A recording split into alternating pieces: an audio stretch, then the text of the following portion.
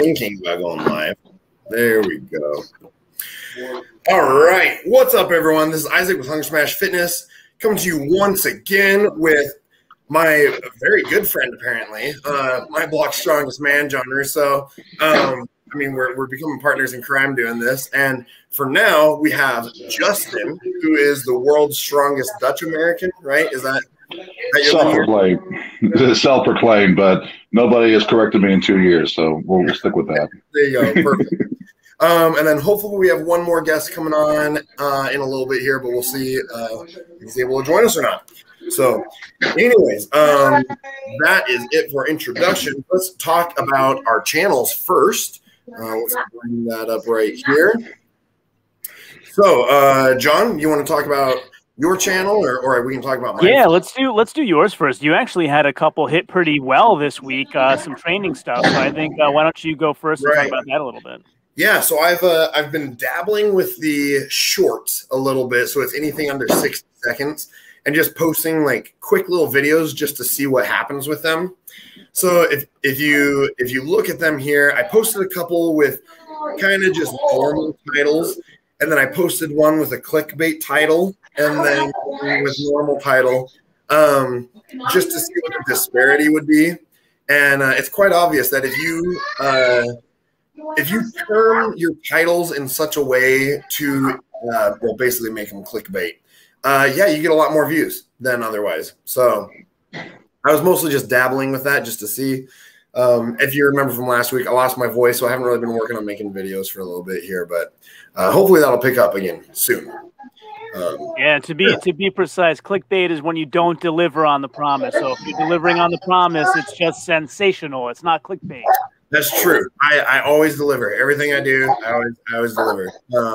Which actually, with the Husafell stone, it's Rogue's shield carry thing that they made, which is a copy of the Husafell. Actually got 50 feet on it at 380 pounds, and I was surprised that it went that smoothly. So if I can find some different sleeves or something different, because the biggest thing is when you sweat, it just slides right through your arms. You know, painted stainless steel doesn't like to stick to your skin very well. So I need to find a different way to make it stick to me. Someone recommended doing like a tacky shirt, like a stone shirt or something.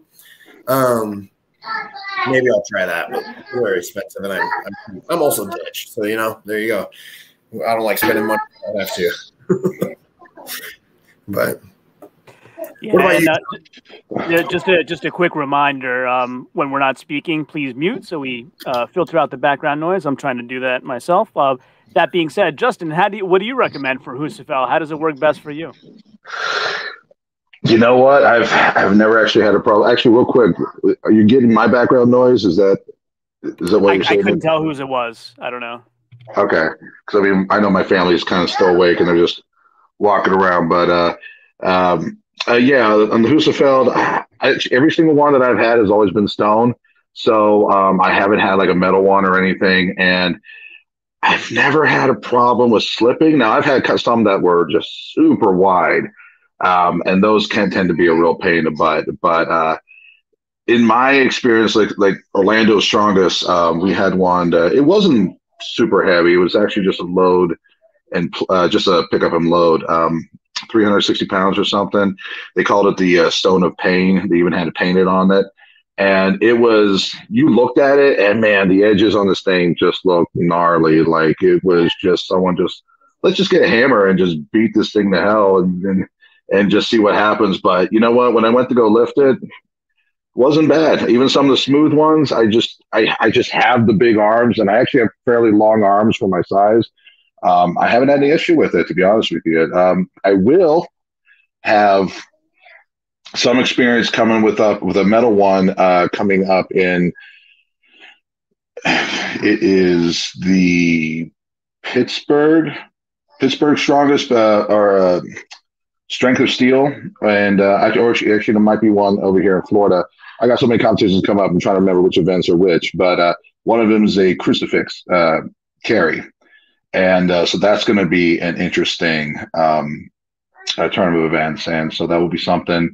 Knowing that it's metal, I don't really know how I'm going to train for it. There's not too many metal Husafeld's kind of in the area, but I don't think I'm going to have too many problems with it.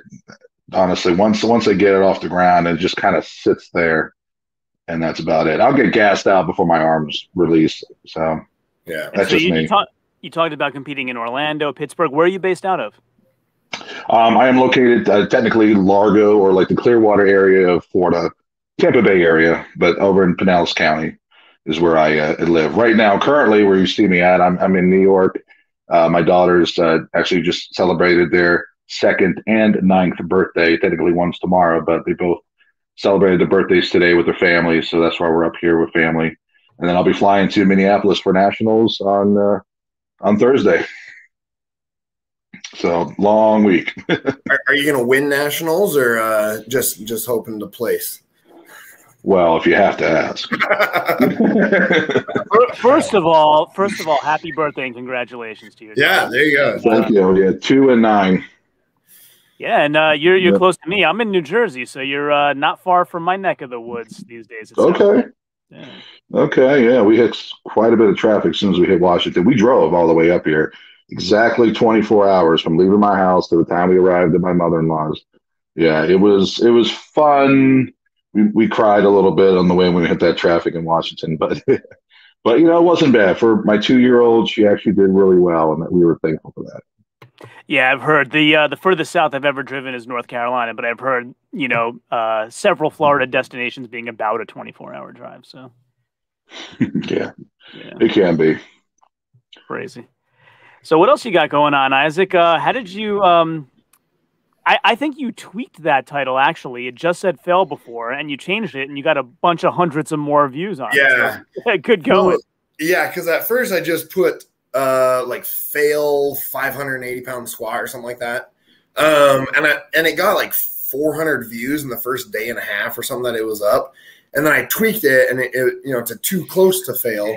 I think that's what it is now. Yeah, too close to fail. And got another like 300 some views over the next 2 or 3 days or whatever. And every time I look at it, I think, because let me see on here. Yeah, it says 717 here on my app. I think it's up to like 800 something. So I think it hasn't fully updated on the computer yet. So I don't know, but none of my other ones are taking off. You can see, they're in the 20s or so. So yeah, clickbait works apparently. You got the formula. Just repeat the formula now. I know. I always feel guilty though, because I'm like, I don't want to clickbait something. I don't know. I'm too honest, I guess. I don't like trying to like trick people into it, but I guess that's the whole thing with YouTube, right? It's all part of the game. Yeah, you got to just trick them into watching you. So, Justin, you on YouTube at all? So I do have a channel called Dust Strength, and I don't have many videos. It's all, I think, except for one, it's all under 60-second shorts. I still have to learn.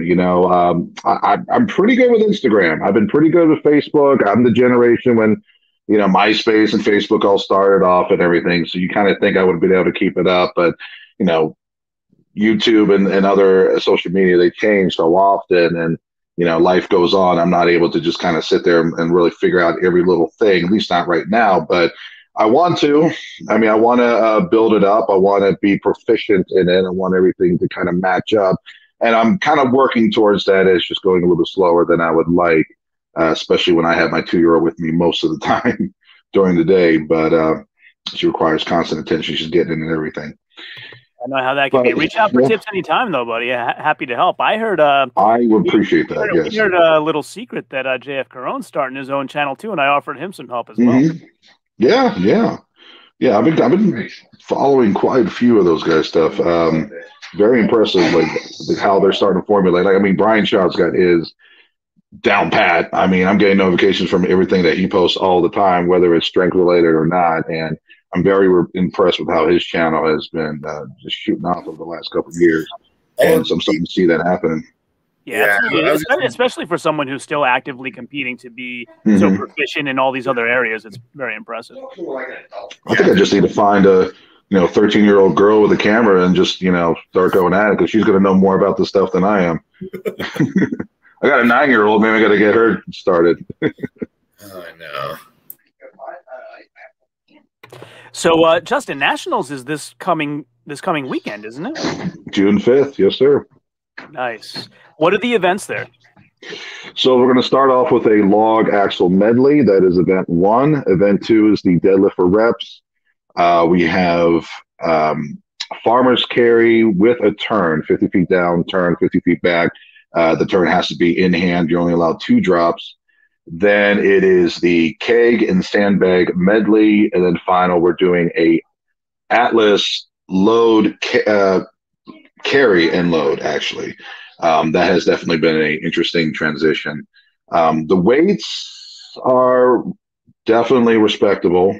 I've hit comp weight in every event a couple times already. The one that I'm kind of concerned with the most for myself is the deadlift. And I'm hoping that I'm also, my goal mainly is to finish every event. My minimum goal going in is to beat, because I've only been doing this officially for a year and a half. So my minimum goal is to beat half of the group. There's 37 in my class.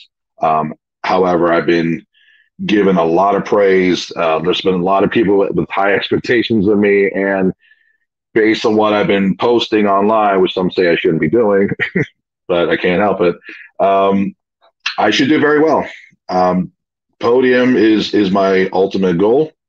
To win it would be fantastic, but obviously, I'm a humble person. I want to make sure that I don't injure myself. I am finishing every event, and I'm having a great time. I'm having fun. I want to have fun doing it and learn from it as well, but at the same time, be as competitive as possible. Yeah. Is it a traditional 9-inch deadlift or something other than that? It is a 9-inch deadlift, 700 pounds for reps. In training, I have done 7. I did make another attempt, but this was 2 days after doing some heavy back exercises, which included the farmers itself. I barely could have gotten one. I couldn't even get one off the ground. My back was just too tired, too shot. But based on how I've trained up to it, I am very confident and hopeful to get double digits. I have been told by Tim Kovac, that who is the main person running his Minneapolis's, his Minnesota's Florida State chair for United States Strongman. He's also the one that's promoting your nationals. And based on just some conversations I've had with him, like double digits would definitely put me in a really good standing for that. And I'd like to get 12, 13, honestly, whatever I need to get. That's the bottom line. But I would, whatever I can get. But it's my back is my biggest concern. Once my back, last time I did it, I used too much back and kind of rounded out, and it just kind of put me out of commission for the next day or so. So that's my main focus, is to, even if it means sacrificing a rep or something, just to keep my back straight. The last thing I want to do is hurt my back to the point where I'm not going to be able to do the other events at all, or at the very least effectively. So that's kind of my main concern. But I've been resting a lot right now. I've been eating right, except for the amounts of cake that I've had today. And but we'll see. We'll see what happens. I'm actually pretty hopeful. I got a good entourage of friends who are also going to be competing to help boost me up, and vice versa. So I mean, I'm going to be excited. I'm just not looking forward for the 3-hour plane ride there. Well, and for the person sitting next to me. Yeah. Nice. Well, that's one of the things that, if you look at a lot of the successful strongmen, they're not winning every single event, but they're placing, high up, top 5 or whatever, right, the size of the competition at least too. But they're placing fairly towards the top in every event, and that's really what helps win the competition overall, because it's not one event, it's a bunch of events, and you just have to get more points than anyone else over all of those. So right, I do have a goal in mind, now is to place as high as I can on the first event. Now, because there is so many competitors, like a typical strongman competition, when you place first in the first event, you go last in the next event, and you get that little competitive edge. In this case, it's just because there's so many competitors, It's not that they can't get the roster in the right order for the next set. Is that all the competitors are probably not going to remember, okay, who am I behind? Which person am I behind now? And everything. And that's what they told us. So they said, we're just going to keep the same order throughout all 5 events, which kind of sucks if you're in the first place mode. But at the same time, you kind of know where you stand. You know where you're at. You just have to kind of, you know which time you have before you go into the next event. But the first weight is with the log and axle is going to be a 300-pound log, 320-pound axle. The log I can do for days. I'll probably be able to Viper press it a few times. The axle just is the transitioning from chest to here. I sometimes get stuck. Sometimes it's flawless. Sometimes it gets stuck. So my goal is to hit a minimum 4 as upwards to 6. If I can really perfectly Viper press that log, I believe I can get a 6 total reps in that. And in 60 seconds, that actually would be very good. I know there'll be plenty of people that's going to struggle with just getting 1 rep each. So that will put me in that top 5, very least top 10 by doing that. And hopefully it'll set the pace for the rest of the competition. Yeah, and I have a follow-up question about that, but real quick, just want to take a second. I see my buddy Tyler Haynes, World's Strongest Blacksmith, in the comments. What up, Tyler? So I wanted to ask you, are belt cleans allowed, and how do you feel about belt cleans for Axel? Well, I have a natural belt built in, you know, and I don't really what I mean is my stomach here. I'm not against it. I guess there are competitions that allow it, and there's some that aren't. I personally have no feelings either way. If I can understand for the more fit strongmen or individuals that don't have like the build-up core as some others do, sometimes the belt is your really only option. I mean, unless you just kind of really built up that, I guess, calluses or that muscle in that area or figure something else out. That might be their only way to comfortably get it up. So, I mean, whatever you need to do to get the weight up, that's all fine with me. But if the competition doesn't allow it, it doesn't allow it. So you have to figure something else out. I personally don't. I try to just basically row it up until I can just get it set right on my lower chest or upper stomach, and then I just get it the rest to my shoulders. Yeah, another thing I was wondering about, Axel and Isaac, you might have experience here too, is I hear a lot of athletes say, if I can clean it, I can press it. It's the clean that's hard. And, you know, I'm just a guy working out in my garage, but I've never experienced it that way. Like, the press is always harder for me. Is this a common thing where most athletes, if they can clean it, they can press it? No. I mean, a lot of I'm just gonna speak my own. I see that all the time. I personally actually can have more difficulty with the clean. Once I get it here, it's going up. It may not be pretty sometimes. I might rush it, but it will go up. There's no doubt about that, and that's why I want to shine in that first event, because I am a presser, true and true. I'm even going for a record coming up next month.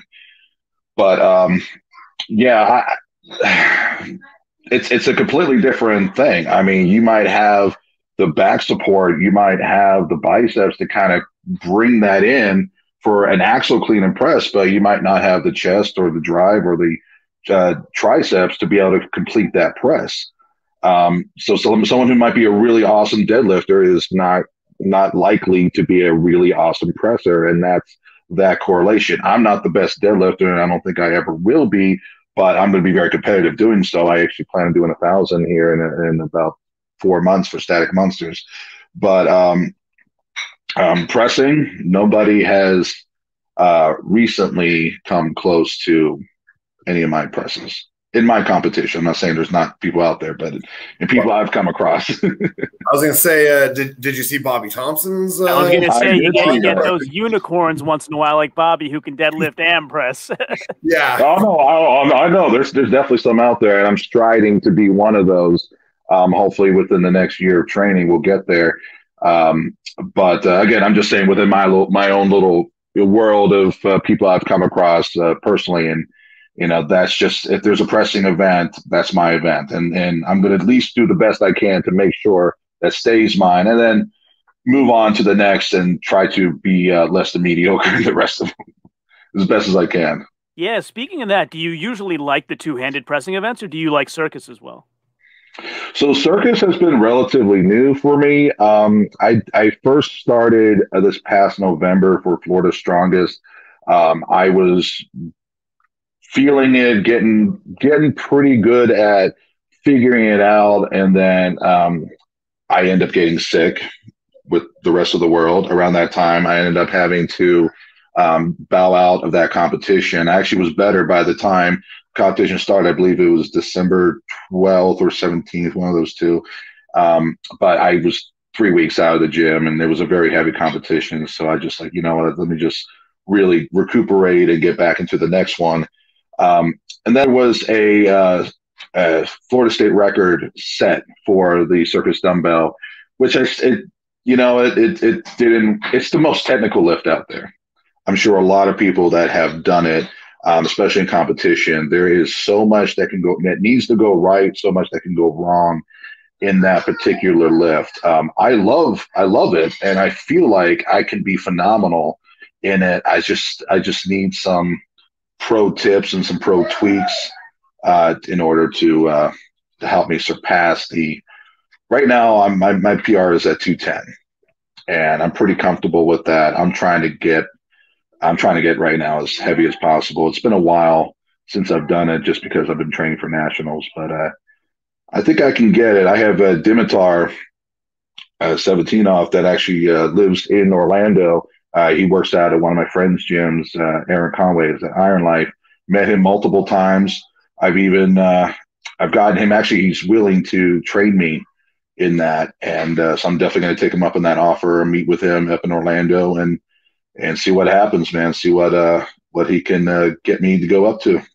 Yeah, an incredible mentor there for sure. We Absolutely. We had a couple of good guests with some great pro tips on. I have the videos on my channel if you want to go check them out. One was Leif Ingalls. Leif Ingalls, and the other one was Anthony San Lorenzo. He's a pro middleweight. He goes by Muscles Marinara on IG. So, you know, I enjoy circus. I just use a fat grip on a regular dumbbell. And I was asking him for tips. And so Anthony told me, first of all, forget about this, like it's a shoulder exercise. It's a leg drive with shoulder stability. So, and then once you are trying to do the press, you have to shift your hips underneath it to keep the center of gravity over the center of your body. Took a lot of practice for me. Like it kept getting away from me off on a tangent. And then when we had Leif Ingalls on, she actually has a YouTube video on, I forgot whose channel it was. It wasn't her own, but her technique is you don't stand right over it when you're cleaning it. So you step away from it. So when you pick it up, it swings back through your legs and then forward up onto your shoulder. So you're using very little energy to clean it, and you have all your power left to do the press at the end. So both of those things kind of helped me go up maybe, I don't know, 15, 20 pounds without being any stronger. So it was the clean. I actually have no problem. I've actually cleaned a 300-pound dumbbell, got it to my shoulder. The second it was at my shoulder, I knew this thing wasn't going to move, but I got it to my shoulder, and that's half the battle, right? I had no problem with the clean, actually. It's just finding that right pocket where you can set it in, and it's my biceps are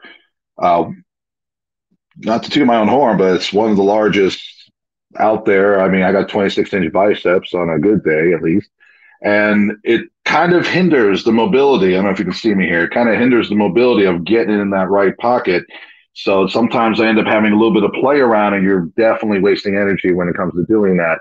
And you're right, not a shoulder exercise. And I've kind of quickly learned that over the time,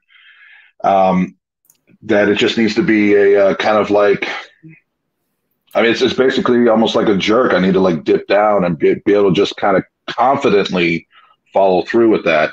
And that's kind of where I've been lacking a little bit is it's a scary thing. A lot of things can go wrong with that. And I'm sure you can contest to that as well. Yeah, absolutely. Ronnie's trying to join, by the way, and Isaac's more than likely getting him on. Yeah, I just saw that. I'm messaging with him right now. I'm still listening, though, Justin. Don't worry. I'm not ignoring you. Yeah, So, Justin, you were saying deadlift may be the one you're a little worried about. Overhead pressing is the one you're really excited about. What other events there do you feel like are yours for the taking? Well, the sandbag and the keg are not going to be an issue. The weights are not a problem. I got really good gloves. Just picking up the keg, I've had the pleasure of finding one that was 318 pounds. Now I got 325 is the keg. 7 pounds is not going to make much of a difference with that. Getting it to my lap, picking it up, the thing's not going anywhere. I may not be the fastest, but I'm not going to struggle carrying that keg across 50 feet. I am excited that I'm probably going to surprise some people about how fast I'm going to be able to get back to that sandbag. And that's what I've been explaining to is what's really going to make or break the difference between a podium finisher and someone who's not is as far as that event is how fast someone's going to come back running, sprinting. Typically the super heavyweights, we're just kind of lollygagging our way back, which is kind of that stigma to us. But I'm prior military. I do fair amounts of cardio, and for being 420 pounds, I can move pretty quickly, at least for short distances, but I can move pretty quickly. So getting back there, if you looked at some of my recent videos I actually just posted within the last week on Instagram, I actually figured out how I need to lift the stand bag itself. I had a good friend invite me to his gym, and he had an exactly 300-pound sandbag, which is what we'll be using in competition, and also actually ended up being the Cerberus sandbag as well. So pretty much exactly how it'll be in comp. Initially, I was going to pick up the sandbag kind of like a baby a little bit, just kind of tilt to the side, put my dominant hand, which I'm left-handed, down the bottom, and just kind of pick up, get it to lap. I could do that with a 250, but with 300, it was a no-go. So I needed to change my game plan on that. And I was kind of dreading going to this gym because it's 2 hours away from my house. And I'm really glad I did, because by me needing to figure that out, basically turn it on its side. Same thing like you see with a lot of pros. Let it lay down on the side. Just get your hands underneath, row it into your chest. And once I did that, it worked out no problem. So, and I was able to do that 3 different times. So I'm glad I got to figure that out. Yeah, definitely. I was going to say, because I just bought Cerberus 300-pound sandbag, and I ended up putting pretty fine grit sand in it. So after I filled it, let it dry and everything, it's like 332 or something like that. I packed it pretty full. I think sucks the first couple times trying to figure out how to pick it up and everything. And I finally got it where I could pick it up and do some carries with it. And then I was playing with it and finally got it where I could pick it up and get it onto my shoulder as well. We're not allowed to shoulder it. Well, yeah, I know for competition, but I just wanted to see if I could. But man, that kills your upper back when you're doing front carries with it right there. I don't know if that's just me or if that's everybody, or I don't know.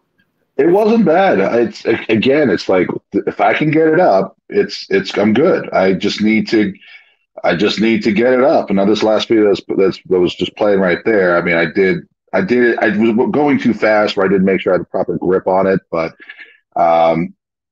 it's just getting it up. And if you looked at the second video as they were playing, it came up much smoother. And hell, I was practically almost rowing that thing straight up into my chest, like kind of a lot of times do with a single motion Atlas stone. It just comes right up. Like some people are just kind of shoving it into their knees. I'm almost just fully lifting it. But see, my hip mobility isn't ideal. So if you kind of notice, my legs are spread pretty wide, and I do the same thing with the Atlas stones. So sometimes I have to take that extra second as I'm lifting, and I got to bring in the leg to allow the table or my lap basically to table that bag or stone for me to get a proper, see that leg comes in right in. So I have to be able to pick it up high enough to get that leg in. Now, once I'm down 50 pounds now, by the way, and once I lose a little bit more, that kind of gut gets a little smaller. I might be able to I'm going to better train my hip mobility in order for me to not have to be as wide. Hopefully I'll get a little bit more power that way. So, I mean, it's all going to be in due time, but if I can adjust with what I got now, it's just going to make me a more powerful, better strongman later on. I see that you're using gloves too, because I've tried using like those well, they're like the $4 gardening gloves or whatever with the rubber grip on them, and they slide around like crazy. Even if you get them a size too small and duct tape them to your wrist and everything, I can never get them to fit right. Which gloves do you use? These are Mechanics Rough Grip gloves from Lowe's. That's exactly what they are. Hey, Ronnie.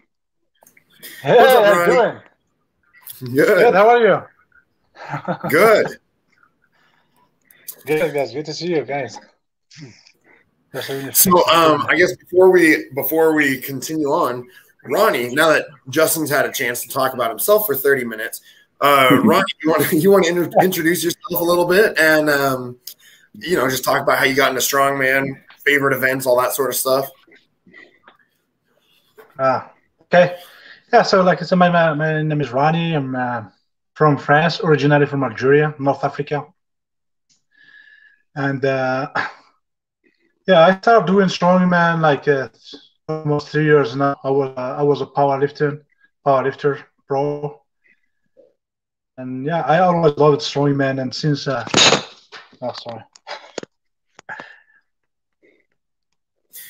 you look like Thor, the mountain, Yeah. Yeah, go ahead. Well, I was gonna say you look like a very strong man. I was looking at your Instagram, and you've got some pretty crazy lifts on there as well. Yeah, man, I try. Like I said, since I met Thor, the mountain in Las Vegas 3 or 4 years ago, when they advised me to start doing strongman, and that's how I started doing strongman. It's because I trained with the mountain, the Icelandic guy, Game of Thrones. Can you hear me, guys? How'd you like training with him? Yeah. Oh, that was fantastic, man. Like 3 years ago, I think in Las Vegas, we did the overhead press. Then we did the deadlift together with Larry Woods at that time at Stanford. That's how. Yeah, I love it to do strongman and everything. That's how I started doing it. So, yeah. Very cool. And you have a very recent success, do you not, Ronnie? You're Oregon's strongest man. Is that right? Yeah, is that right? Like 3 weeks ago, I think. Yeah, I won the Oregon strongest man. That was my first title in strongman. I was very happy actually. Yeah, that was my first title ever in strongman. So I remember last competition, full competition strongman, I become like a 10th. And yeah, this year I won the Oregon strongest man. So progressing, but I built a big base in powerlifting, for a lot of years. So it comes fast in a strongman. The strength comes really fast. So. That's pretty good to be able to win it that quickly into the sport too, to claim that title. What, Ronnie? What were the events in that contest? Viking press. We start with the Viking, which is I'm good in the pressing stuff. So I won the events. I come first in the Viking press. Like we had 400 pounds, 200 reps, and then I won the events. And then we had deadlift, which is not my best. I'm still working on my deadlift. And then it became like a second deadlift. And then we had medley, like keg carry. And then I won the event too. And we had the stones, Atlas stones. So. Did you not win any of the events, or did you win all of them? No, I won 2 events. I won the Viking press, and then I won the keg carry. Oh, okay, gotcha. First, Yeah, and then we have like the car hold that becomes second, and then in deadlift I become second too. The stones become I think third. That's pretty good, though. That's impressive. Yeah. It was stone over bar. Yeah, the stone over bar was very heavy. Yeah, they give us like 400, and then it's not my bad. I never lifted in the stones, so it was very hard for me. So I think there's need two people. How tall are you? The stone. I'm a 6'2", 6'2". Okay, so you have some. Yeah, I'm not the. Yes, exactly. So, are you guys understand my accent? Yeah, absolutely. Yeah, absolutely. Yeah, we can. I'm surprised you understand my New Jersey accent.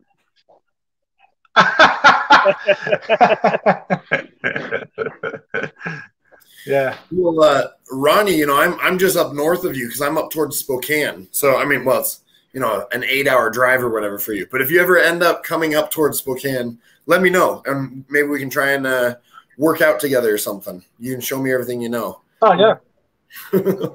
Yeah, absolutely. I compete in Vancouver next month. Oh, Vancouver, Washington. Yeah, that's yeah. The bottom of, yeah. What's that? What? Go ahead. Oh, yeah. I think that's about 6 hours away from me. I think. I'm on the other end of the state. Oh, okay. But. And then the Rainier Classic is coming up in August, right? Yeah, that's, I don't know about that. Yeah, what's his Josh Hatfield, I think, is the one who's running that one. I know it's run out of his gym. I don't know if he's running it, but it's run out of his gym. I know Maxime Boudreau told me he's thinking of competing there. So Josh told me there's going to be quite a few pros there, men and women. Yeah. Yeah, didn't he say there's like 20-some pros that are going to be showing up or something like that? I think so. I think it's 10 and 10 men and women. I asked him to give me the list because I want to promote him, obviously. Yeah. I was thinking of hitting him up and just seeing if I can just have a seat there, or be like a spotter loader or something, just to maybe get some strength through osmosis,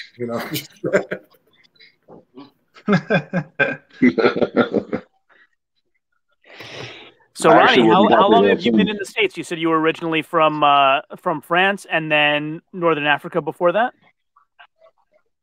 Yeah, Algeria. I'm originally from Algeria, okay. North Africa. Yep. Yeah. So how long have you been in the States? 2 years now. Yeah, I'm new in the United States. I moved here like 2 years ago. So. And you were already doing powerlifting back in Algeria and in France? Oh yeah, in France. I started doing powerlifting in France. Yeah, I was like, we did like powerlifting 10 years or 11 years ago. Yeah. Nice. I switched to do like strongman when since I come here. I moved here in the United States because in France it's not like a big sport there. So we don't have a strongman gym there. I was training in the commercial gym. I was doing like the lifting in the commercial gym, but I always want to do strongman, but I can't because the gyms there is not like we have only the commercial gym, so you can't do strongman in the commercial gym, right? Yeah. So what are the main differences between powerlifting and strongman that you've noticed so far? We like to ask a lot of athletes this question. And the powerlifting is, it's 3 movement. You have like bench press, deadlift, and squat all the time. So same movement all the time. Can I jump in on that one? Absolutely. The number one thing, hands down, is the camaraderie. You got powerlifters from different gyms that are basically feuding just for the simple fact they're from a different gym. But some might use this type of chalk. Some might have a wider stand. Some might have just certain small differences in the way they train with that particular gym that they think is better than the other. And as much as to the face, there's a lot of two-face going on with that. And in strongman, I'm not saying that strongman is 100%, roses and cinnamon and blossoms all the time. There are a couple bad eggs in there, but since my experience in doing strongman, anytime I go to a gym to train any specific event for whatever reason, I could be the most noob person in there. Everybody's willing to help, even middle of competition. I will be there helping anybody that needs, letting anybody borrow anything that they need to borrow for that particular event, and vice versa. And the other thing that I've noticed is when it comes to injuries, when it comes to a serious situation, especially in competition, it is the fellow competitors that are always first on the scene. And you see that in World's Strongest Man, you see that in Arnold Classic, you see that in just your run-of-the-mill competitions, mainly because the guy that I'm competing against, yeah, I want him to do well, but of course I want to beat him. So I'm going to be watching very close to see what's his time. Is he doing reps? I'm going to be counting myself. I want to make sure that, whatever he does, I can do one better. But that's going to make me watch the closest. So if something went wrong, I may be very, very likely to be the first person to see it. And then vice versa. If I'm doing something and then something were to happen, or I run out, or I fall down to my knees after doing a 50,000-pound truck pull, sometimes people that just happen to be closest to me might be there first, but they're not going to know what to do. You got the competitor who's just going to bulldoze them way through, and they're going to take off the belt, remove everything. They're going to make sure that I'm breathing properly. And, I don't see you – I'm not saying it doesn't happen. Of course, people want to be safe, but the level compared to strongman and powerlifting, just the camaraderie is fantastic. And that to me is the number one reason why I do it. I just love the people that are surrounding me and I surround myself with. And I know in nationals, even if I don't win first place, I'll be leaving with a lot more friends. So I'm excited about that.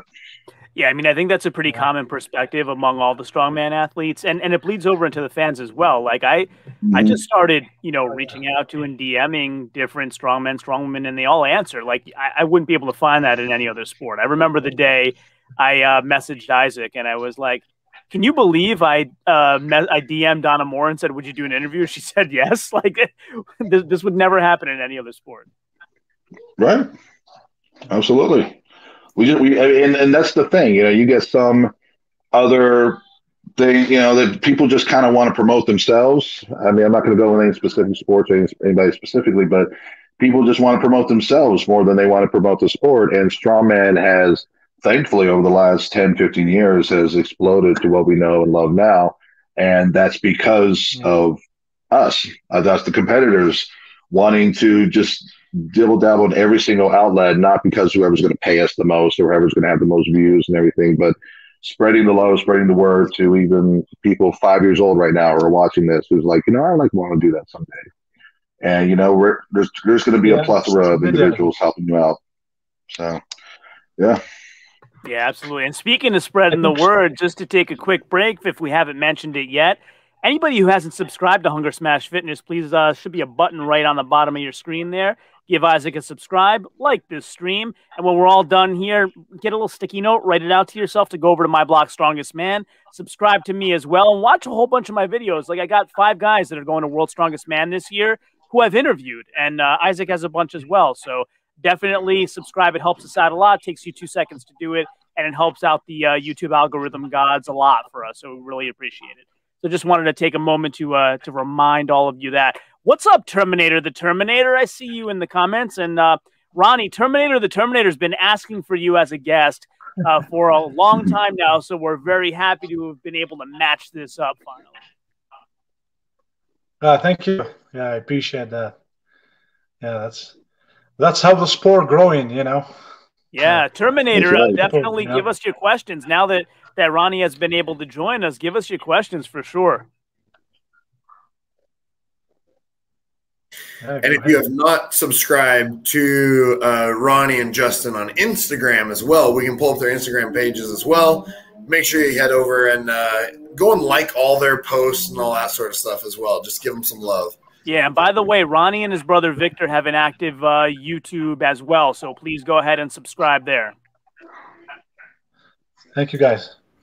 Yeah, Ronnie, what's your you want to talk about your YouTube channel at all? What's the name of it and everything again? Yeah, I have a YouTube channel like 4 years ago. It's Strong Bro about a story about the brothers, you know, because I started doing the sport like I started doing a powerlifting. I was with my brother Victor. He stay in France. He live in France right now. So that's how like we started our YouTube channel, Strong Brother, you know, Strong Bro. And yeah, well, yeah, this is my YouTube channel. It's a small YouTube channel, but you know, I would like doing YouTube and so.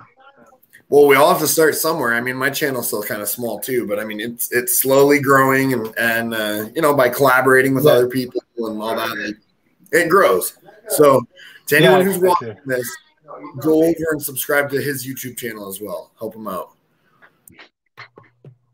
Yeah, and anybody who just joined right now, before or after we discussed Ronnie winning Oregon's Strongest Man, it looks like he's got a video where he discusses that. So definitely check that one out. That should be really, really interesting. Yeah. You know, Ronnie, just because I've seen your videos of you doing the Viking press and everything, man, I would love for you and I just to kind of go head and head, man. Just see what we can do. Get a set weight, either just do max reps or max weight. I would really get a kick out of that. It'd be fun. Man, I know you are a monster. You're a good presser, so it's gonna be hard to me, you know, to be in your level. But you know, I'm gonna actually say my last competition, Space Coast.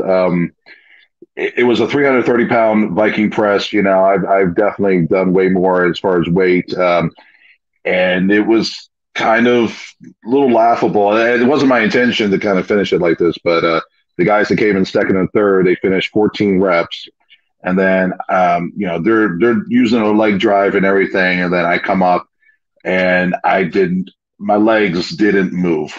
It was just straight press. I got to 30 reps, and I still had 20 seconds left on the clock.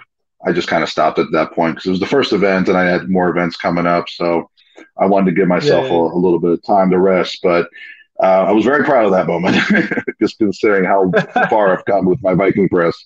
But I'm curious to see how much I could have gotten or how heavy I could really go. I think I'm at on a Viking press, one rep, it was 475, and Nick Best was there actually holding down the press to make sure it wasn't moving around. And so 475 was my one rep max that I've done so far. I think I can go a little higher than that. I did 12 reps with 400 pounds. I think I can do like around 500 or. Yeah, probably. I mean, this was a little while ago, so I mean, like I said, man, I'd like to see you and I go at it one time. So come on down to Florida, man. I got a perfect Viking press set up for you. We would all like to see that. Yeah, like I said, I'll be there in November. Yeah. I might join you. I might join you. Yeah. We'll see. Once the registration opens up, I'll be doing it. Speaking of, I'll be in Florida in November for official strongman. The official strongman games, yeah. I'll be doing the registration for when it opens up in July. So, based on numbers I've seen and heard from other competitors, I think a respectable shot in that. Yeah. Nice. So speaking of Viking press, this might be a controversial topic, but do you guys have perspectives on 2017 World's Strongest Man, Eddie and Thor? Oh yeah, I watched all the Ronnie, you go first on that one. Yeah, say that again. I was. You go first on that one. I have to tell my daughter something real quick. Yeah. After the question again, I didn't hear the question for the. So I was saying, since we're on the topic of Viking press, one of the most famous or infamous Viking presses of all time was 2017 World's Strongest Man, Eddie and Thor. And so I was just wondering, do you have a perspective on what happened there? Actually, to be honest, I didn't understand exactly what's the problem between Thor and Eddie Hall at that time, because I don't know. I like Eddie Hall can win the Viking press easier. You know, he's amazing presser. and he's going like he tried the world record in log lift. So I'm sure, yeah, Eddie can beat easier than Thor, and but sometimes I agree. I don't know what's happening exactly. What Eddie Hall, like he said, like a Thor, he cheated a little bit. So I know Eddie Hall can beat Thor easy, in the Viking press. So. Yeah, I'll agree with that. I don't understand what the controversy really ended up being. I think everything was pretty clear in the videos. I've seen it from multiple angles. I saw the show on Netflix. I saw it when it happened on TV, of course. Yeah. And Thor showed Colin Bryce of say this is how I look. This is how I am when I come to lockout. It wasn't a perfect lockout. That was his. I guess handicap with his mobility. So he explained that and he showed that. Okay, great. Well, Colin Bryce goes into the competition and, he gave him multiple warnings, saying it's your last one. And when because Thor went first and when he was done with his set, he was happy. He was phenomenal. He was very happy with what he did. Exactly. Eddie Hall comes in and did what? He did a couple more than what Thor did. Eddie Hall was so consistent, so focused. So if Thor did 5 more, if the 4 that Colin Bryce took away was taken away, well, Eddie would have still done 5 more. I'm very confident in that. He would have done what he needed to do because that is an event he is very comfortable with. And Thor was perfectly fine with his progress that he did in that particular event until Eddie went. And then you can see all his whole entourage that he had. And there's nothing against Thor and everything. We're just talking about from what was seen. I have a lot of respect for him, especially meeting him back in 2019. But a lot of little yes men that he brings with him. They're all going to say, "Oh, you should have won. You should have won." And that just kind of sparked everything up. And I think it, like any competitor, when you did well, you did everything you're supposed to do, and of course, somebody's now telling you, "Hey, you didn't do, I need to win. I'm the one that's supposed to win." That's not going to sit well with any competitor. If Ronnie, you just won Oregon's Strongest Man, I say, you know what? I bet if I competed in your competition, I would have beat you. Well, that's rude. That's going to take away from what you just did. Congratulations on your competition. Same thing when if I won one and someone says, "Hey, I would have beat you if I competed. Something happened." So that sparked the controversy between the two, and then of course. The calling out to the others saying, okay, what time, what place, and we're going to have a boxing match, and just saying that I'm better than you, you're better than me and everything. Prior to that competition, they were friends. They've had many workouts together. They've communicated. They've had events together. They've had years of training together. And honestly, I actually personally believe they're kind of friends now, and then they're probably just building up the hype as much as they can for this upcoming boxing match. I would be hard pressed to believe that they have any true animosity towards one another at this point. I mean, time heals all, and this has been well over a couple years, and with everything's going on in the world, I'm sure has delayed the time and just allowed them to progress to themselves. Going to be a great fight, and I'm very excited about it, but Eddie won that event fair and square. Any competitor, we've all had reps every once in a while not count or do something that might have put a bad taste in the judge's mouth. So, or the judge's eyes at least. It happens. It's strongman. You just got to kind of learn from it and apply what you learned to the next event. Yeah, so I'll say 2 things there. One is I agree with you. Eddie is the master of doing as many reps as he needs to win an event and not any more than that. So he did 1 more, and if he needed to do 2 more, he would have done 2 more. The other thing I'll say is when I was watching Thor from an uneducated point of view, I'm like, what is this double dipping thing all about? And I saw it. I'm like, well, that's really slight, but if it's against the rules, it's against the rules. Then you watch Eddie, and I'm like, that form is perfect. Now I know what it's supposed to look like. Okay. Yeah. Oh yeah. It's pretty obvious. That's why I kind of try to not use my legs in my pressing if I don't need to. If I get tired of my arms, then I'm going to bring my legs into it just to get those extra couple reps if I need. But if I can maintain my Viking press, no matter what the weight is, and just use my arms as much as possible, why not? If I'm comfortable, why not? So I'll use my legs when I need to. At least no one's going to argue about the double dip when the time comes. So on that note, at this time, we have a question in the comments for Ronnie. Ronnie, what's your max log? Oh, my max log in competition, I did 350, but now I think I can go 380, 370. So I'm working to get that 400 in log lift, in max log lift. But my best in competition, I did 350. What about you, Justin? What's your max log that you've done? My max log that I've done in competition, I actually have not posted this video yet, is 400. I'm not in competition. This is in the gym. In competition, I've actually never had the opportunity to do a max log, believe it or not. I will. I believe it is September 4th, Strawman Corp competition. That's going to be in St. Augustine, Florida.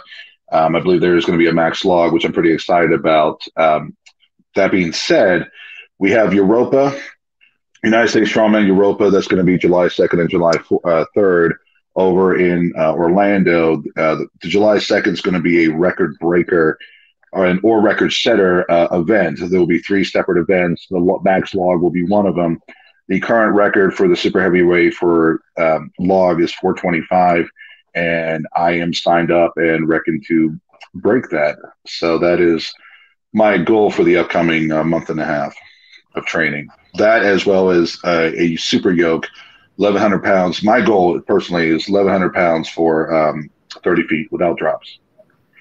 So how does the I saw your post about that, the 1,100 pounds for 30 feet.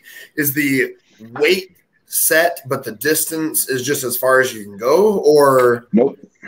So it's what. So right now there is no USS record, state or national, for the yoke. They are creating that, so it's going to be whatever. The distance is a set 30 feet. The weight can be whatever I want it to be. So if it's a 500, if I just I'm tired, I'm just going to put 500 pounds on the yoke, and there's nobody else that signed up for that event or for that particular competition, then, well, that's the record, 500 pounds, and somebody can break it the next time they have it. Obviously, I don't want to make it that easy. And I've done 1,000 in competition of 30 feet with only 4 drops. This was actually my first ever sanctioned competition, the Tampa Bay Classic, about a year and a half ago. And I look at it, if I could do that then with the lack of strength and knowledge and experience that I do now, imagine what I can do now. So I'm hoping minimum, this will depend on the day, 900 with a goal of 1,100, a super yoke for 30 feet. Again, no drops. I will have 2 attempts. So that's the goal. Yeah, so I walked away for a second. We're talking about your yoke record attempt. This is my favorite topic of today, actually. Okay. Awesome. Yeah, I can't wait to see that. Yeah, it's I'll be training hard for that. I mean, the most recent videos I posted was 800. I went about 35. I think it was actually close to 40 feet with that. I felt pretty comfortable. I had no drops. So it's the first time I've done like a heavy yoke in some time. Again, nationals training's been my priority recently. But yeah, I'm not too worried about the main competition for Europa. That will be July 3rd. It's pretty common, pretty relative to my training. So I'll just kind of dibble dab in that a little bit. But my main focus will be the record breaker and the setter for the yoke and the log.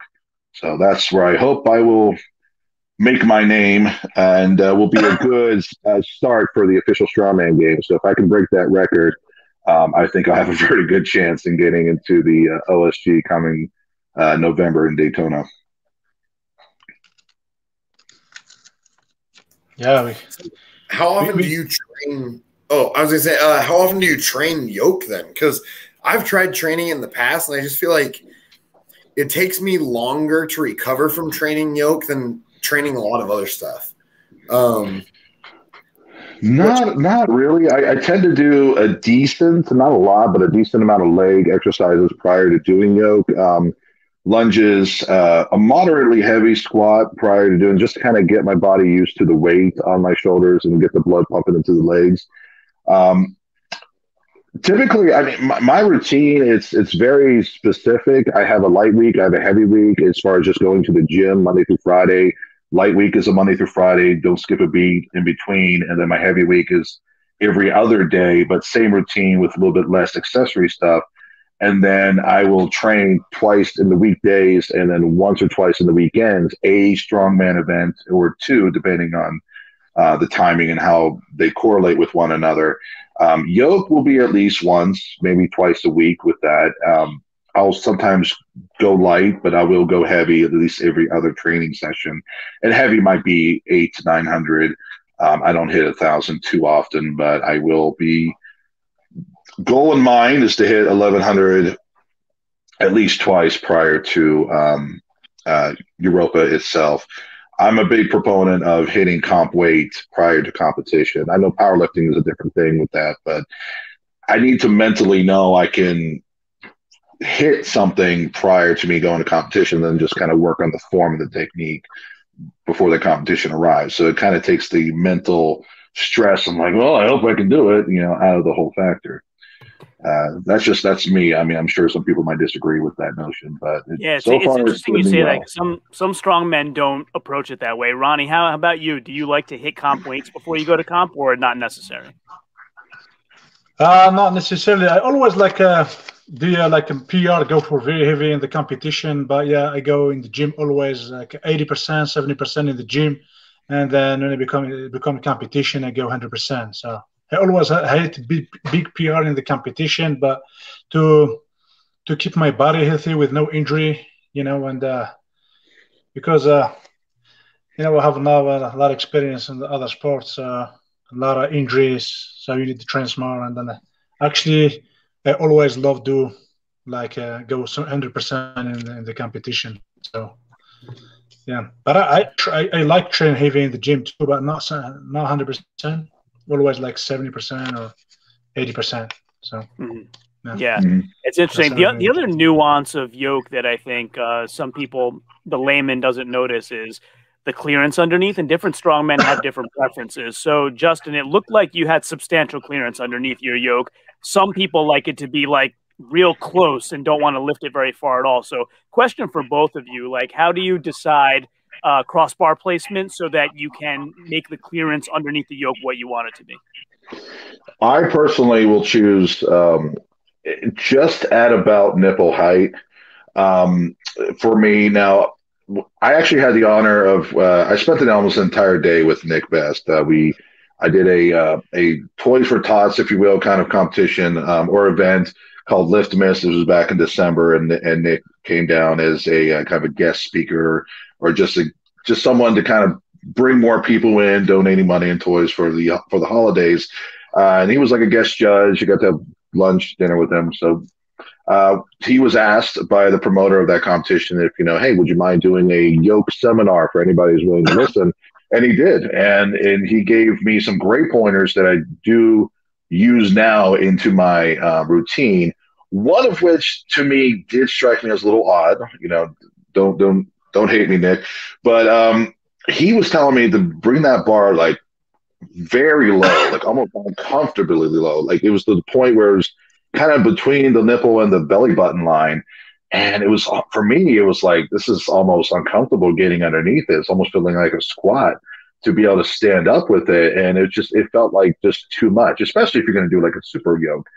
I feel like you want to have the least amount of stress to get it off the ground as possible, but yet still enough room to when, if you have a light stumble, but one you can recover from, if it's too low and that implement tends to hit the ground, you're going to have that little recoil, and you might not recover from that, and then you're more likely to actually end up dropping it, especially if you're doing an event where you can't drop at all.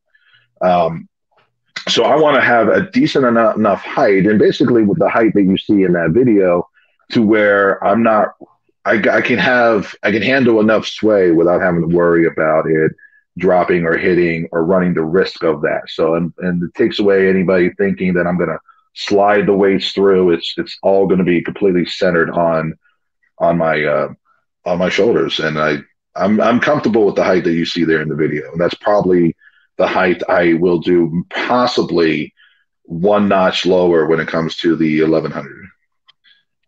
Yeah, it's interesting you say about the sliding, because at last year's inaugural Shaw Classic, somebody, I won't say who it was, did a slide across the the finish line. And I'm like, wait a minute, is that allowed?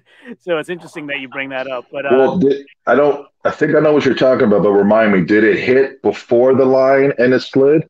I think so. I mean, I could be wrong, but I think it did. Maybe, I don't know, a foot or so. It wasn't like a I thought it hit like 6 or 8 inches before the line and then slid across, and they still accepted it.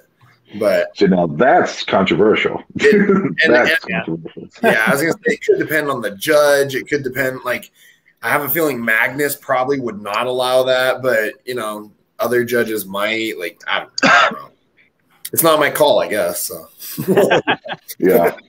For us, we don't have to go completely through the line as long as the front of the implement passes the line. That's the same thing with the farmer's carry for nationals. We don't have to go all the way through it. Just get that first inch through, and then that's it.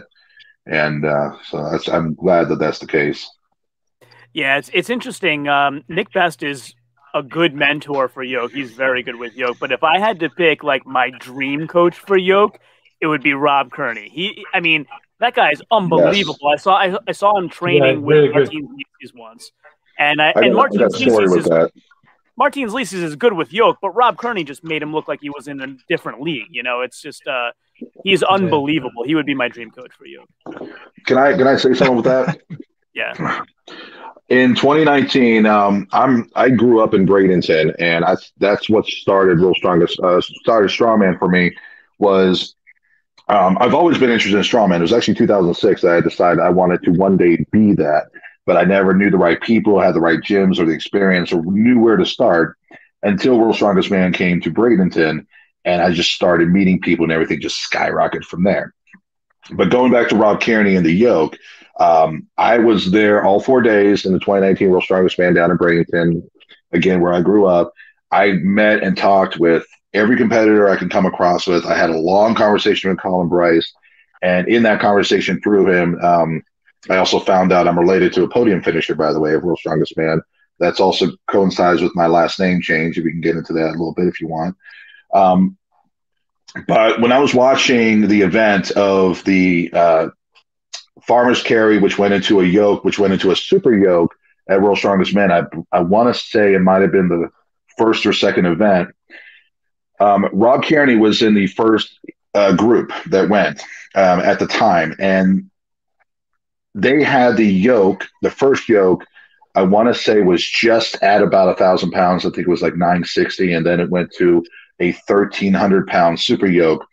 And Rob Kearney was the only one that was the fastest. He was by far the smallest individual at that time, and probably still is actually in World's Strongest Man. But he was the only one that actually did the yoke, did the super yoke without any drops, by the way. And it wasn't until this second group started that they actually dropped the weight by about 150 pounds or so. They dropped the weight of the first yoke. And then the rest of the competitors did that by then. I don't know if that's something if you actually watch World's Strongest Man from the very first group onto the next one, you can actually see, if you look at the place, you can see the difference that some have less plates than the rest. And to me, that really solidified how awesome of a person, it doesn't matter whether the sexual orientation is and everything. I know that some people have little issues with that, but, it doesn't matter. Strength is strength. And for being the smallest individual, I mean, that just amazes me that he actually did the heaviest medley within that farmer's walk and carry without any issues. Whereas I think there was 2, 3, even Hafthor himself injured himself in that event.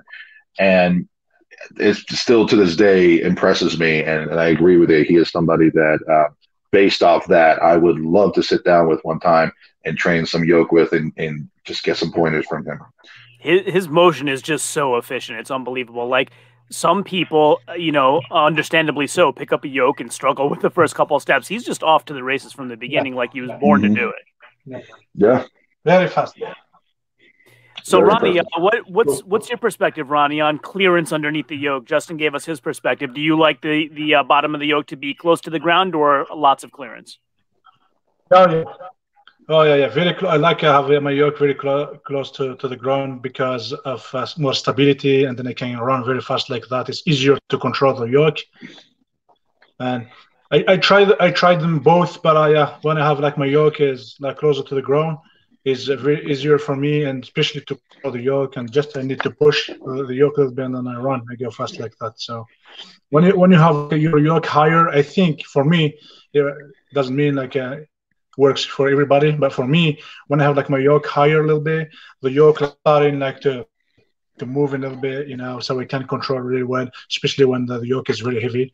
So yes, I would say my yoke is always better when is very low. So I feel comfortable like that, and then I run really fast like that. So. And then in Officer Strongman, we have 1,000 in the car walk. I never did 1,000 before. Actually, I just lift 1,000 in the same class, but I never run with 1,000. I'm working on it. So yeah, I will try swim 1,000 in the yoke, like to see how that feels. That should be awesome. Official Strongman Games didn't happen last year, so it's good that it's back this year. Do you guys know, is it going to be live streamed? Yes, it will. Oh, yeah. Good. It will be. Yeah, that'll be exciting. Yeah. So it will be, but go ahead. Oh, no, go ahead. You first. Yeah, it will be because in the website of Officer Strongman Games, it's not like live stream like Rogue Fitness or something. It will be in the website of Officer Strongman Game. So you need like to subscribe or to sign up for to watch the show. Gotcha. Like Giants Live and everything. Yeah, it's gonna be in the website. So. I was gonna say before we go on, we have a couple comments that we should get to. Terminator, he says that Ronnie, you're gonna finish top 3 at OSG. So I guess now you have to. No pressure. No pressure at all. We like putting pressure on people here. I did that to. I told JF he's going to win World's Strongest Man. No pressure. Yeah. Yeah. And he will. He will too. Yeah. Yeah. And then the goal in. Yeah. Oh, what's that? Yeah, the goal in Officer Strongman, if I can do a final, and compete the final Sunday, that would be fantastic for the good achievement, For now, I'm just focusing to do the final. That's what I want to do. And since I do the final, and then maybe we'll try to do the top 3 or something. But the first thing is I need to do the final. So yeah. We have we're gonna compete 3 days, like Friday, Saturday, and Sunday. So Sunday only the top 10 compete Sunday for the final. So yep. So the goal is do the final first, and we'll see. Go from there. There you go. Yeah. Yeah. Then we also had some other comments. Let me see. Here's one. World Champions Blacksmith. So he says he incorporates a lot of quarter pin squats to help with his yoke. Ronnie and Justin, do either of you do a lot of pin squats to help with that, or do you just do yoke walks, or what do you like to do for accessories for yoke, I guess? I just do a lot of full squats. I will sometimes do some quarter squats with extra heavy weight, actually, now that I think about it. I will do that with the axle bar. Not too often do I train that. It's kind of more of a time thing, a little bit of a time constraint, but just almost every single gym I have access to me has a yoke. I'm a big proclaimer of kind of practice as you compete, so I would rather just put on a bunch of weight on the yoke and just lift from there. The bar and the yoke is 9 times out of 10 thicker than any bar you're going to find in the gym. So that's typically what I would do, is just kind of practice to lift up that way. Yeah. Widen stance, narrow stance, and find that little happy medium and get that muscle memory. So if you have to carry it down one way, but then have to carry it back, you want to make sure you're quick but efficient in that turnaround. And that tends to help a lot as well. What about you, Ronnie? What sort of accessory work do you like to do with yoke? Yeah, so for me, I would say yes, squat works really good for the yoke. That's how I progressed the yoke, because before I didn't have like a yoke, so I was just doing like trap bar and walking with a trap bar and squat. And now, yes, I have yoke, and you need, like I said, Justin, you need to practice with the yoke, like if you wanna lift heavy in the yoke. Yeah, you need to do it. Farmers help for the yoke too, and the sled push helps for the yoke. And yeah, I always before doing my yoke, I always love starting doing like front squat before. Make sure that the quad and everything is warmed up, and then practice with the yoke, of course. So yeah, just practice, and practice. Yeah, practice does seem to help, I think that's one of the best ways to get good at something is actually doing it. But yeah, but it's interesting. The front squat warm up is interesting because I think, honestly, I think we don't talk about warming up enough. And so I like to, whoever I interview, I always ask, like I asked Travis Ortmeyer questions about what's the proper warm up for deadlift and things like that. I think it's important to talk about warm ups because it doesn't get talked about enough. So that's a good point, Ronnie. Yeah, I always warm up like for 30 minutes, at least 20 minutes, before doing my training. I love taking my time. I made some mistakes before, and I got injury. So now, yeah, always like taking my time, and for everything I do, first thing I do is like take 30 minutes warming up, make sure I warm up good, and then I go from there. So warm up is very important in our training. It's not just. I know in competition sometimes we don't have like a time to warm up. But you need always find something to warm up before I start lifting heavy. Like in competition, strongman competition, I always have a bands with me. To warming up before I start lifting heavy. So yeah, it's a good point. I think specifically World's Strongest Man being more of a television production makes it hard for warm-ups to be done properly. Well, I'll put it this way: they warm up and then they cool off by the time they're actually on. So they may have to warm up twice, and it's harder. But in other competitions, not so much of an issue. Oh yeah, sometimes they got several hours. Yeah. Sorry, if I watch like in the World Strongest Man, if you watch Novikov, he's very smart about his training, his warming up and everything before a start. So this guy actually is a big inspiration, for he's very good for the sport. And yeah, I always watch his warming up. He's very, very strong, so that's why I think he become World Strongest Man very fast, and So I believe, warming up is very important, not just to go start, especially when it's cold or something, You need to warm up your body. This is important. Absolutely. Yeah, absolutely. Isaac, you were talking earlier about being able to win competitions by not winning any events. Novikov, I think, is a little bit of an exception. Like, everybody knows he's the best circus presser, right? So, like, there are certain athletes like that, like Tom Stoltman with Alice Stones. There are certain athletes where they're going to win that event. Yeah. Yeah, but Novikov is consistent athlete, man. He's not just on circus dumbbell, but is good in everything, man. So even in new events in the competition, he will be good. Even they give them. We're gonna see this year. We have like a fingers. You're gonna see Novikov is gonna do good, man. He's very smart boy, and strong man, and I think he's a good example. He always know how to figure it out. How to do. How to lift and. I think it's very important, Yeah, he's very smart about it. I actually have a question for both of you. So I've been trying to put together my predictions for World's Strongest Man and looking at everybody's prep. And so everybody's, trying to, work on the events for World's Strongest Man, the traditional stuff, the axle, the circus, the deadlift, and try to mimic some of the other stuff. But the one thing that no one seems to have been able to mimic is Titan's turntable.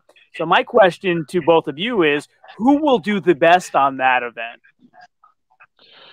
Which event? Well, the one it's a giant table with, I believe, a train on it, and they have to turn it. Oh, yeah, it's like a Wheel of Pain. That's old school. Yeah, it's kind of like the Wheel of Pain, except slightly different in appearance, basically. Yeah, they've done that in the past. The turntable with a train on it, that actually is a very old strongman event. I know I've seen that in a very classic competition. Might have not been World's Strongest Man, but it was up there. That is going to come to the person with the biggest drive and likely the most mass. Brian's going to have a good chance with that because of his size. Novikov, on the other hand, because of how, just based on the fact of how well he did in I'm sorry, what was the name again? Arnold. Back in at the Arnold, with that the Conan's Pain. I can't remember the name. I can't top of my head. Yeah. Wheel Pain. There you go. Thank you. He surprised a lot of people with that. A lot of people, and actually, if I believe he won that event particularly. So if it's not going to be the guy with the biggest mat, he didn't win it. He didn't win. No. He become a third. Third there. Okay, well, still for his size, Martin. That's right. But still for his size, he did very well. And now that he has the more experience and he's the reigning world's strongest man, he is going to be the one to watch with that. If it's not somebody who has the sheer mass like Brian Shaw to win it. Yeah, I wonder how the handles are going to be constructed. Like, is it going to be like the Wheel of Pain word is somewhat high, or does height not matter? Like, my initial instinct is Brian wins it, Tom Stoltman comes in second, and Janash third because they're massive and tall. But, if the handles are low, maybe that doesn't matter. Yeah, I think it's going to be primarily a push. I feel like it's just going to be more of a push or anything. Maybe like a Zurcher hold type way. I mean, everybody's going to have their strengths and weaknesses, so it's going to be interesting who's going to figure it out going into it. Yeah, that's why I would say Novikov gonna events, and because just when I saw him in Arnold Classic doing pain, it was his first competition pro in Arnold Classic, and then he became third because he figured out. I don't know if we watched video when he did like with his, and they come. I think he became third there, and that's why it's not just this event. I think it's not just to be big. You need to be big and fit. Have a big conditioning, which is Novikov is. You have this conditioning. He's a monster on the event. So if you see Thor in Wheel of Pain in Arnold Classic, I think he becomes third or a second. The Wheel of Pain, and then he's the Giants guy. He's the biggest guy in the Arnold, right? So I believe Novikov is going to become first, and maybe Singleton or maybe the Maxime Boudreau can do good on that event too. And other. Speaking of, Evan Singleton looks fantastic in his prep. A lot of energy with him. Yeah, there's no lack of motivation there for sure. It's like I believe it's like an actual T-Rex. Exactly. I love the athlete, and then I believe last year it was injured his biceps, unfortunately.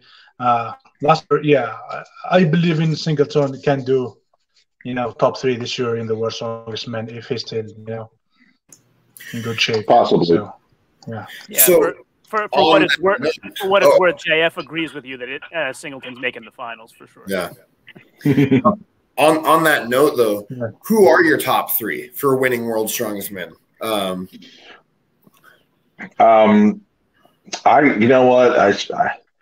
want to see Brian do it. I want to see him win his 5th title. I kind of felt bad for him. How not just how it ended for him, but all the repercussions that came with that. I want to see him, kind of like make a lot of people eat their words from last year. So I would love to see that. And I think, his prep has always been on point. He is smart. I think being how smart he is, he's going to take what happened the last couple of years, learn from it, and hopefully apply it. And, hopefully we'll see something great from him this year. Also, you can't deny the arbitrage, man. He's getting closer and closer every year.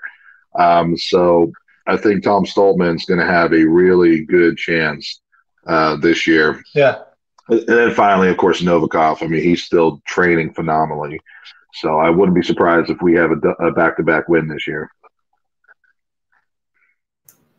What about you, Ronnie? Who do you think are going to be the? Me, it's hard to say, because a lot of strong athletes right now. The new athlete, Luke Richardson, and he's and Evan Singleton. This guy and Maxime Boudreau. This guy is a monster. But I would love to see JF, Jean-Francois Caron, win the competition because they've been and Jerry Pritchett. They've been in the sport for all the years. They never won the world's strongest man. I would love to see JF win the world's strongest man. Jerry Pritchett. But like I said, it's very hard to say who's gonna win. But I would say, yeah, JF win the first place, and then Novikov and maybe Tom Stoneman. So before I ever knew what the events were, I had Caron, who's gonna come good shape for the world strongest man. Yeah, I said before I ever knew what the events were, I had JF first, Novikov second, and Pritchett third. But now that we know the events, I have to rely on the math. I got to redo the calculations based on all of their prep. The thing is, though, JF is notoriously secretive. He doesn't post much of his prep, so I'm going to have to go by what he did last year and the fact that he improves every year, little by little. Mm-hmm. I agree with that. Yeah, I would love to see. Yeah, if his pattern holds true of improvement over many years, JF has to be he's due to be second or first based on the pattern he's been on. Absolutely, I like to see that. I think he impressed a lot of people with his Atlas stones. I remember seeing him from 2019 as well. So he's definitely a force to be reckoned with, and he's the most humble guy too. Super humble, super nice. Very humble, yeah. Yeah, when I interviewed him, and I think Isaac had the same experience. When I interviewed him, he behaved like he was my best friend from the very beginning. Like he's such a nice guy. Yeah, and Jean-Francois he improved a lot. This last 5 years. He just last year. He become like third in the world strongest man. And I think second was world ultimate strongest man in the Bahrain. And he won like the Brian Shaw Classic. So yeah, I believe JF he can win the world's strongest man this year. So that Hummer Tire deadlift record was something to watch, huh? At the Shaw Classic. Yeah. Oh yeah. Yeah, a lot of impressive lifts with that one. I didn't have the chance to watch the whole thing, but little snippets here and there. Man, I have to go back and have to watch it. Yeah, that was amazing to watch that. And I'm excited that Shaw is getting his own classic together. I feel like his competitive side is winding down and he's slowly getting ready to be I don't know if he's going to be a sponsor or a host or something like that, but I'd say like an ambassador of the sport, Yeah. Yeah, I'm excited though. I think I'm excited to see what he does with it. I want to see him get that 5th title, man. After Marius won his, he just kind of, as far as strongman goes, he just kind of fell off the face of the earth. No disrespect to him and everything, but Brian, I don't think anybody right now in the sport promotes strongman as much as he does. I mean, he loves strength athletics. You look at his collection that he has, and so I just want to see him just based off that and his personality to win that 5th title. And he will continue to promote the sport afterwards. And yeah, I'm just rooting for Brian now. So before World's Strongest Man this year happens, where does Brian Shaw rank all time for you?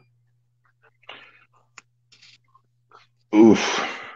And then you can answer, if he wins a 5th, does that change your mind? If he wins the 5th, he will all time number 1. Absolutely, hands down with that. Currently, I would put him as top 3. Top 3. Bill Kazmaier would still be up there, and that's just because of the sheer rawness of the sport of strongman as it was back then. The times with liability and certain injuries and everything, they had to change a lot of things that maybe things have definitely gotten heavier over the years, but I mean, sheer human strength was more back then. So I'm going to give it to Bill Kazmaier still being number one, and then for me, number two would also be Mariusz Pudzianowski for looking like a bodybuilder and being a force to win World's Strongest Man 5 times. Is still incredible. And I remember he actually still managed to do a plane pull after pulling his bicep. So in earlier that day, so the mind over matter when it came to pain, and Mariusz Pudzianowski, I still think has been unchecked with other competitors today. And Ronnie, what do you think? Do you agree? Oh yeah, I agree with that, 100%. Yeah, with Casimir, Brian, and yeah, Pudzianowski is monsters. I love Thor too. Thor Eddie Hall, is really good for the sport too. I've been a lie in the sport, and they both win the World's Strongest Man. So, yeah, but yeah, I agree. So for me, let me, Isaac, what's yours? But I'll go last. I was gonna say I agree with most of that, but I'd probably put Zydrunas at 2 because, oh yeah. I mean, every year he was setting a new world record or something. It's just like the dude was insane, and he didn't compete at necessarily the best time because there were a lot of other really competitive guys. I don't know, but Zydrunas has always just been one of my favorites. Absolutely, and he's still not done. He still wants to beat his own log record. So much respect. And if he manages to do that, I will definitely change my top 3. With that, Zydrunas would be, if you're going to ask me who's my top 4, Zydrunas would be within that 4th realm. Out of order, they would be within that. So much respect to him. All right. So for me, Big Z is number 1, and there's nothing anybody can do to pass him. Brian is 2 right now. Brian will still be 2 if he wins 5. 3 is probably Kaz, and that's only because he wasn't allowed to compete all those years. Who knows? He might have been the greatest of all time. I think all 3 of them are above Marius was amazing, but I think all 3 of them are above Marius because Marius was in the IFSA split, time period, so it's kind of hard to tell. But that's where I have them. I can respect that.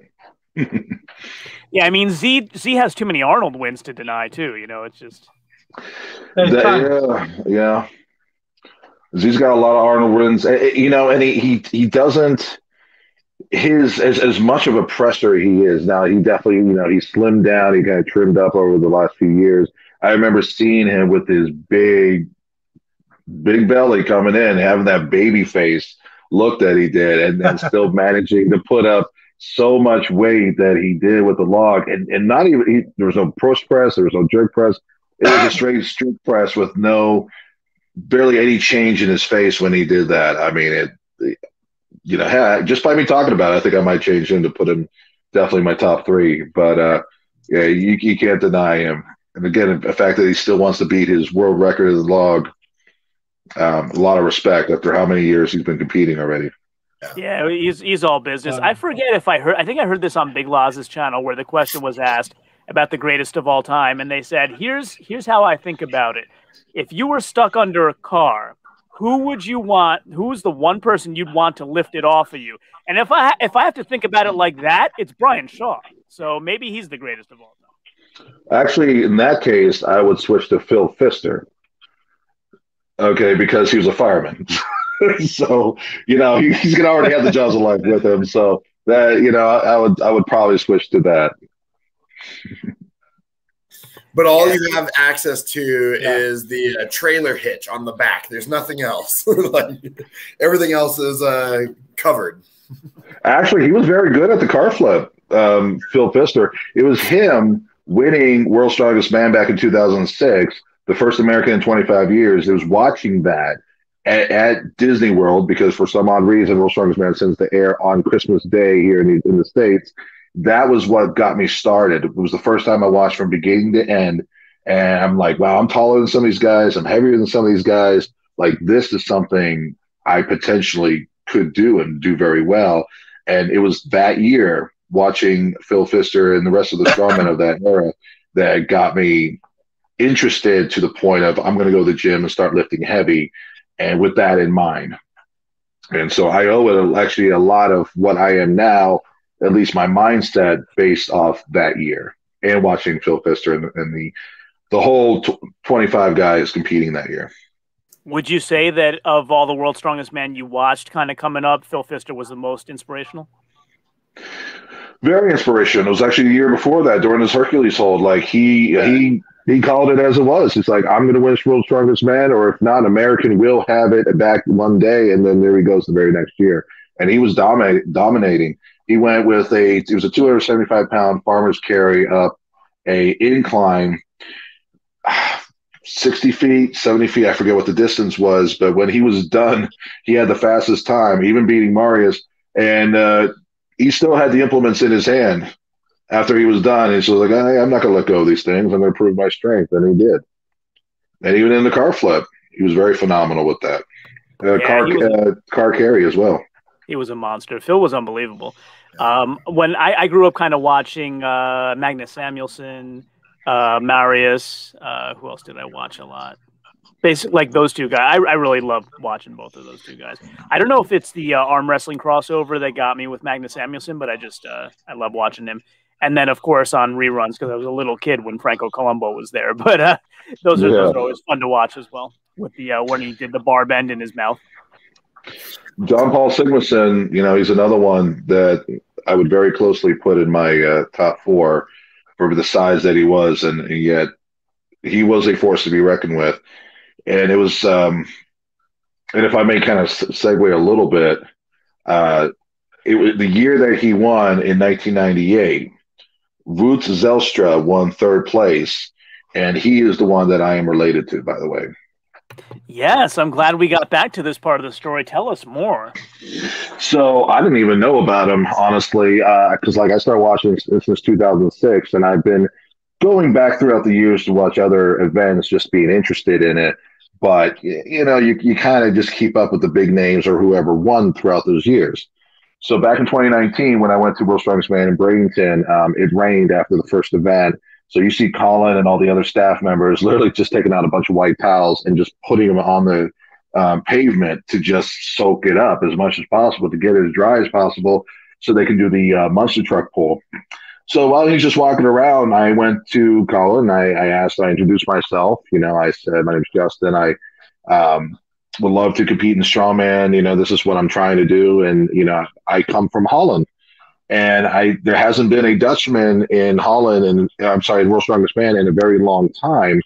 And I said, well, what would I need to do to represent the Netherlands in World's Strongest Man? Well, as many would obviously guess, I have to go to the Netherlands, win their Strongest Man, which then goes to Giants Live and then World's Strongest Man from there. So that would be that path. Not the most practical way for me to go because that would mean a whole lot of traveling. But, it is feasible. That is something I could do. I was born in the Netherlands, in Rotterdam, more specifically. And my whole father's side of the family is 100% bona fide Dutch, all throughout the Netherlands itself. So when I was talking to Colin, he was still on the ground, drying up the pavement. And, he says, so what's your name? And I said, well, my name is Justin Langhout. But my family's last name is Zylstra. And I was kind of asking him initially, the reason I mentioned that is, what name would I use? Would I use my legal last name, which is Langhout, or my family's last name, Zylstra? Thinking what sounds cooler, right? I'm just kind of being funny, like what name sounds cooler? Well, as soon as I said Zylstra, he stopped doing what he was doing. He stood up and he looked at me. He said, we had a Zylstra that won third back in 1998 World's Strongest Man. I'm like, no shit. I'm like, really?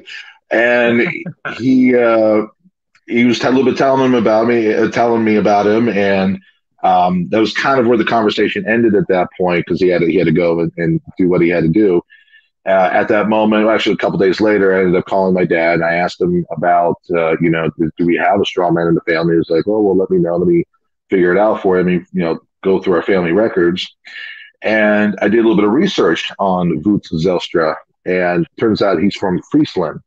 Friesland being the northernmost state in Holland, and that's where my family originated from. So I'm thinking, okay, what are the odds, right?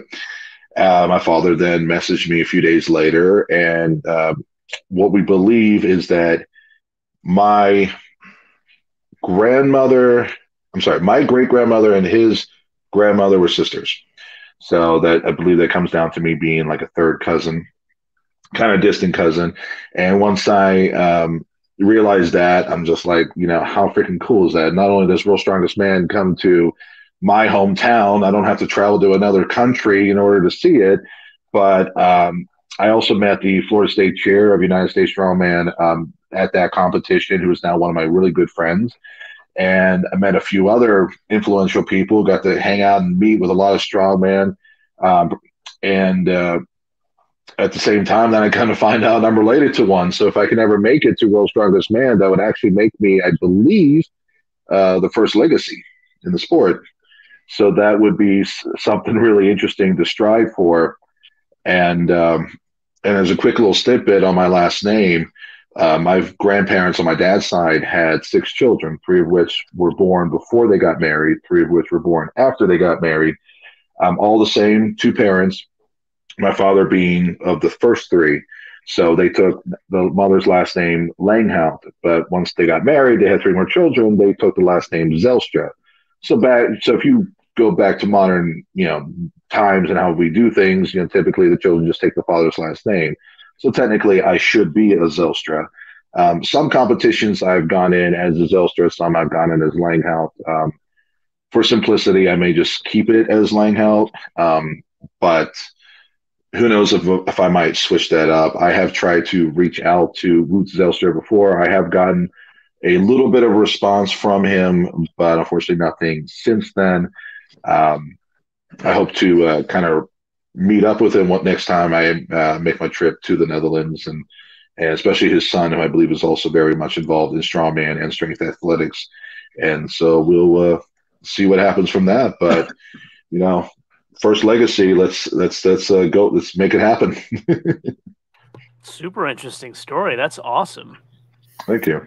That's actually really interesting because my dad's whole side of the family is from Friesland. But they came across like right after World War II. Or right before World War II, somewhere in that time period. So I don't know if we're related, but maybe way back we might be related somewhere as well. So possibly, it's a big farming country, maybe not as much now, but at the time there was. And but my family was pretty big. I mean, it was actually kind of a funny story, but I may not get into that because it might be a little too much for YouTube. But my family ended up getting pretty huge. I think my grandmother was one of 6, and there was kind of 2 sets of litters, if that makes any sense. But yeah, it's just kind of interesting of the sport that I'm interested in. I find out somebody that has actually podiumed in the biggest competition in strength athletics. So that was all I needed to hear to figure out that this is something I very much need to pursue as much as possible. That's pretty cool, though. I mean, either way, like that's still pretty awesome. Yeah, thank you. But I was going to say, because a little bit ago we were talking about earliest memories of strongman and stuff like that. And it's really funny because I think partly why Zydrunas is one of my favorites is because one of my first memories of watching strongman is when he's trying to load the stones on the podium and it falls off and bounces off his chest, like the 280-pound Atlas stone or something like that. Mm-hmm. And for some reason, that's like one of my first memories of strongman. And I was just like, all right, I want to be like that guy. That guy, something's going on because he just had a boulder that's heavier than your average human or whatever bounce off his chest, and he just stands up like nothing happened. And I was like, that's all right. He's pretty cool. He's all right. I agree with that, man. He's a legend. I've seen a lot of accidents in World's Strongest Man. I'm sure you all have seen them as well. And yeah, not many guys come back from some of those incidents. And so luckily that was one that he came back, and of course came back the way he did. Yeah, except Big Z. Which one? He got a lot of injuries, but you know. Oh yeah. Yeah, Big Z. You know, he won his last title. I think, his last World Strongest-Man, I think, at 40. You know, it's not. There's not a lot of people I think won the World Strongest-Man at 40. Yeah, it took him a while to get going, but then once he got going, it was sort of a regular event. Yeah. But oh yeah, I love to watch Big Z and Brian show. You know, competition. They've been like 10 years together. You know, Big Z win. You know, Brian win. You know, it's big competition. You know, it's big battle between Big Z and Brian Shaw. You know, yeah, Brian often refers to that as the greatest rivalry in strongman history, and I agree with that. Yeah, it's on par with Kaz and John Paul Sigmarsson too. Like that, I think when you get rivalries like that going on, it helps the sport. When you get rivalries like Eddie and Thor, it kind of detracts from the sport, you know. So, one rivalry that I first probably noticed in just my recent years of watching World's Strongest Man, again back from 2006, was between Big Z and Mikhail Kuklayev. When it came to log press and overhead press, man, those guys were neck and neck. Big Z a lot of times would get that heaviest weight or that last rep. For somebody the size of Mikhail, I mean, come on. I'm actually very surprised he didn't get further than he did. At least in the pressing, I mean, he was always phenomenal for his size. Phenomenal, man. I don't know if you remember 217 Arnold Classic between Brian and Big Z. 217 when Big Z won, like it was close, you know, when Big Z won the Arnold Classic. The 8 times Arnold Classic champion. And I loved 217 battle between Brian and Big Z, you know. And then especially the log lift, because like they have, I think, 25 kilos, like 450 pounds, and no one did 1 reps, and Big Z did 4 reps. Yeah, it was crazy. Yes. Yeah, I love the battle between Big Z. I still watch the video, the World's Strongest Man Arnold Classic between Brian and Big Z. You know, that was awesome. I think best athlete, you know. I forget. Did Mikhail Kuklayev win an Arnold, or he came very close, didn't he? No, he has never won an Arnold, but he has come very close. I believe he actually came in as much as second place, but he has not won. Honestly, as far as the amount of Arnolds, Mark Henry, I believe, I could be wrong, is like the only one that has won just one. The rest of them have been won multiple times by different people. You got Brian Shaw, Derek Poundstone, Big Z. I know Half Thor has won at least once, but like between the 3 that I just mentioned, you know, they have 2 to 7. I mean, I think Big Z's won like 7. I think he has 8. Oh, 8. Right, 8 times. Arnold Classics. So, you know, as far as the amount of Arnold Classics there has been, I mean, the amount of people that's won is actually a very short list of that. Yeah, Mark Henry's another incredible athlete, and I think we're going to wrap up here soon. We could talk forever, but I was a pro wrestling fan growing up too, and like, you know, you get a little older and you start to learn like some of this is choreographed, and I thought it was part of the gimmick. Like I thought this is a really strong guy who is not the strongest guy in the world. It's part of his gimmick, and then you learn about him going to the Arnold. And basically the behind-the-scenes stuff where Vince McMahon told him, like, you have to go prove that you're actually the world's strongest man and win this, or you're going to lose your job. So he went out and proved it, and he was legit the world's strongest man that year, at least as far as Arnold classifications are concerned. I agree. I did not. I thought it was a gimmick. I only knew Mark Henry through WWF at the time, not WWE. And then the Arnold came in, so well, I'm sure he shut up a lot of people with that, and so very impressive. I actually remember a specific thing he did on the WWE back in the day, where he had his back up against the wall. Someone, actually, I think it was Dave Bautista himself. He was in a car of a limousine, and Mark Henry put his legs up against the front of that limousine, and then Dave Bautista basically floored it. And it was to see if Mark Henry had the leg power to keep that car in place with the wheels spinning, and he did. Eventually, got too much for him, but I mean, he kept it for a couple seconds. So that was very impressive. One of the earliest memories I have of Mark Henry himself.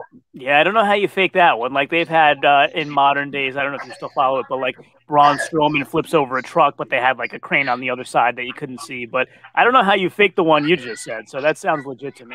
Well, we know that he's a legit strongman, so I mean, it's possible. It's possible, or maybe that car was a 4-cylinder. I don't know. Yeah. Not that this is a wrestling show. We can go on a whole other tangent there, but I've seen Big Show talk about the strongest wrestlers to ever pick him up. And if you don't know, he picks John I've seen Cena. that.